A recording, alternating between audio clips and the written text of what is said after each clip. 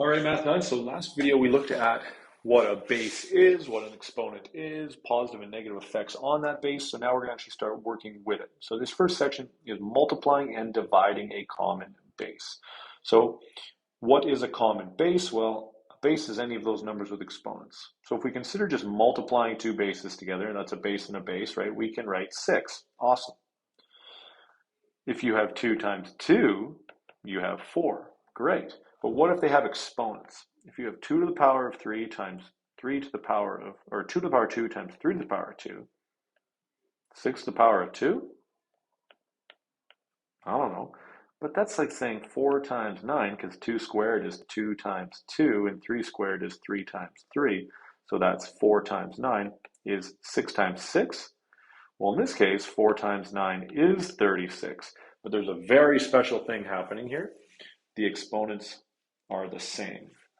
And I don't want you to start remembering that detail because that's going to throw things off. Because look what happens if the exponents are different. What if you have all of a sudden 2 squared times 3 to the 3? How do you put those together, right? You can't. You can't put them together because you don't have a common base. And it comes down to what is exponents, and it's repeated multiplication. Because this means 2 times 2 times 3 times 3 times 3. And there's no way to combine this in any sort of way that we can write it as repeated multiplication. That last example where we had 2 times 2 times 3 times 3, the only reason it worked is because you could just pair these up differently and you would have 6 times 6. But that happens on a very rare occurrence. So what we're going to be looking at here as we move forward is we need to have what's called a common base. We need to have a scenario where my base is the same because we're multiplying. And if exponents mean repeated multiplication, now it just means we're multiplying repeated multiplication, which means it's just one big multiplication statement. And that's why this next rule is going to work. So when you multiply a common base, you add the exponents. Now, yes, exponents can be negative. We're not going to look into what negative exponents are, but we are going to be looking at negative exponents. So here we have a common base, and we're going to be adding the exponents together. And the reason why we do that is because we have 2 times 2 times 2 times 2 times 2, and then we multiply it by 3 more 2's. And if you do that and you look at them, what do you have? You have 1, 2, 3, 4, 5, 6, 7, 8, which gives you 2 to the 8. So that is why we add them together. Now you just need to be careful with the addition because when we're here, if you have 4 times 4 times 4 times 4 times 4, right now you're thinking to yourself, well, how do I represent a negative 2? So don't worry about it. We will look at that maybe as some bonus material in this grade, but first see it in grade 10. But just know that if you have a common base, you still add the exponents. It just means we're adding a positive and a negative number, which is going to give us 4 to the power of 3. So if you multiply a common base, you add the exponents, but the base has to be common. Now, we have to watch out for negatives because as we brought up in the first video, we need a common base and not all negatives are created equal here. Here we have negative 2 in brackets, and here we have negative 2 in brackets, so we can just leave it in brackets. It's the same. It's exactly the same, and we just add our exponents together. Negative 2 to the 8. Great. Now, take it a step further. That's an even power, so this is the same as saying positive 2 to the 8. But I would be happy with this because remember, this is forever positive. But now here, it looks like we have a common base, but we don't, because they're not both in brackets. So we need to ask ourselves now, will they be forever positive or will they be forever negative? This is negative. There's a negative out front of that. So this is a forever negative statement. This is in brackets to an even power. So it's going to be forever positive. So we can rewrite it as its positive counterpart. Because what that allows us to do is say, okay, well, this negative 1 just hangs out in the front because we're multiplying. And then we have 4 to the 5 times 4 to the 2. And between these things, we have a common base. So it's negative 1 times 4 to the 5 plus 2, which is negative 1 times 4 to the 7, which we can then write as just negative 4 to the 7. So in this case, the brackets really make a big difference. We'll see these ones here on the right as a bigger deal. These are a lot more fun because they're dead easy.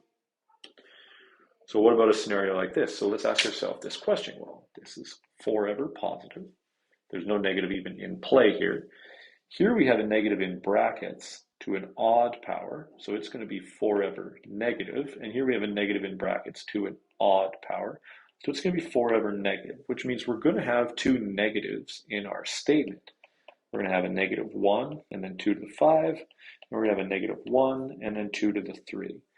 Now, what's negative 1 times negative 1? Because remember, all of these things are multiplying together, so we can just rearrange their order. Negative 1 times negative 1, and then 2 to the 2 times 2 to the 5 times 2 to the 3. These cancel each other out because a negative times a negative is a positive. So you know your answer will be positive, and then you just add your exponents up. We get 2 to the 10. Now, once you get really good at that, a shortcut is doing this forever positive, forever negative thing up here, because that deals with the negatives. You know your base is always going to be a 2.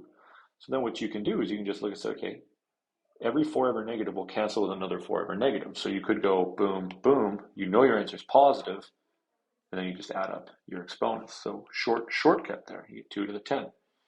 So let's look at the next one. We have 4 to the negative 5, and then we have a forever positive here and a forever negative here. So let's look at this short way. This means that my answer is going to be negative. So boom, negative. I know my base is 4, and I just have to add these up. Negative 5 plus 2 plus 4 is 1. We don't need to write the 1, it's redundant, so our answer is just negative 4.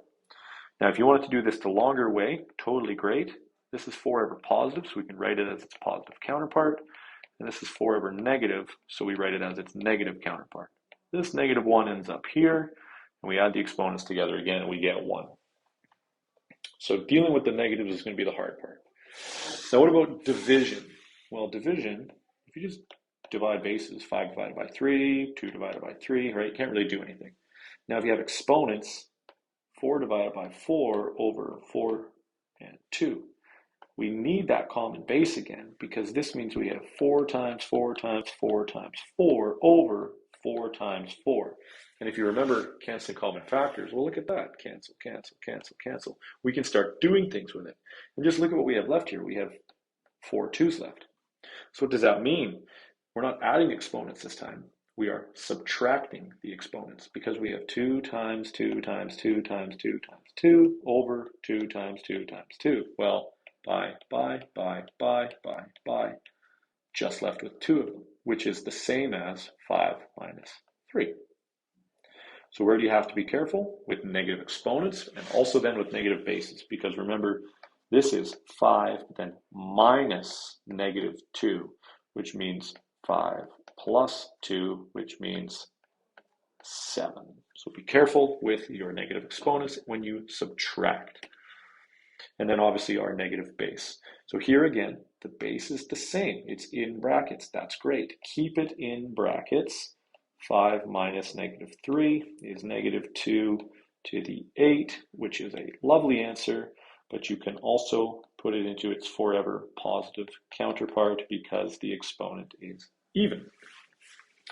But now here we have an issue because they're not exactly the same. This is forever negative. This is forever positive, which means we know we're going to have a negative answer. It's a 4. 5 minus 2 is 3. But let's be a little bit more thorough. It's negative 1, 4 to the 5 over forever positive. So again, this negative is here, and this work done is here. So as you can see, we're going to get into a lot of exponent laws, but we're going to be dealing with positive and negative bases and then some positive and negative exponents. So it's going to get a little bit more complicated, but we'll break it down nice and slow. We'll do lots of practice. So remember, this connects to our section 2.2 notes, and we will keep going from here. See you next time.